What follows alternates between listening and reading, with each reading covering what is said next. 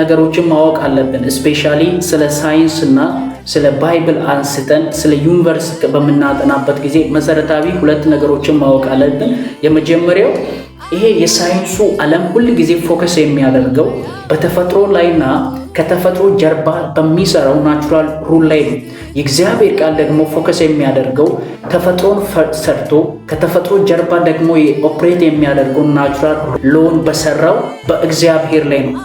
ሳይንሱ እግዚአብሔርን ትቶ እግዚአብሔር በፈጠረው ኔቸር ላይና ከኔቸሩ ቢሃይንድ በሚሰራው ሎ ላይ ፎከስ በማድረግ ወደ ተለያየ እግዚአብሔራዊ ማንነትን ወይም የእግዚአብሔርን ሉዓላዊ ማንነትን በሚክድ ኤሪያ ላይ ለመገኘቱ ምክንያት ያደረጓቸው አራት መሰረታዊ ነገሮች አሉ።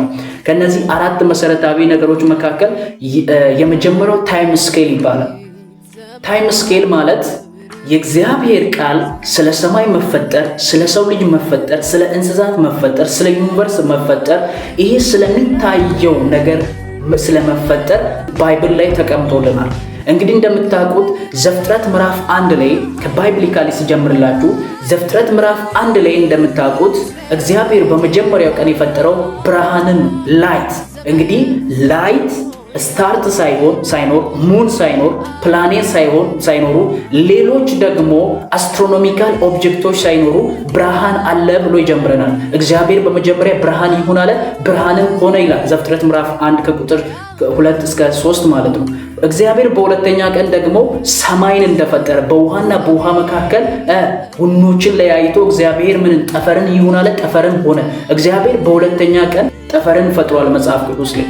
ሶስተኛ ቀን ደግሞ እግዚአብሔር ፕላኔት ፈጥሯል። ከፕላኔት ውስጥ አንዱ ኤርዝ ነው። ኤርዝን ፈጥሯል እግዚአብሔር። አራተኛ ቀን ደግሞ በሰማይ ላይ የሚገኙትን ቀንና ሌሊት ሀፍ ኦፕሬት እንዲያደርጉ ፀሐይን በቀን ደግሞ ጨረቃና ከዋክብትን በሌሊት ደግሞ እንዲያበሩ በአራተኛ ቀን ፈጥሯቸዋል።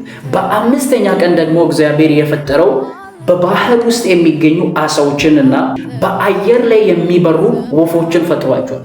በስድስተኛ ቀን እግዚአብሔር ደግሞ በመልኩና በአምሳሉ የሰው ልጅ ከእግዚአብሔር ከራሱ ጋር ኢንቲሜንስ የሆነ ፌሎሺፕ እንዲያደርግ እግዚአብሔር በመልኩና በአምሳሉ የሰው ልጅ ሴል ሳይሆን ፉል ኦርጋኒዝም አድርጎ በኢቮሉሽን ያልመጣ አድርጎ ስሩ ፕሮሰስ ግራጁዋሊ በመልኩ በአምሳሉ እግዚአብሔር ፈጥሯል።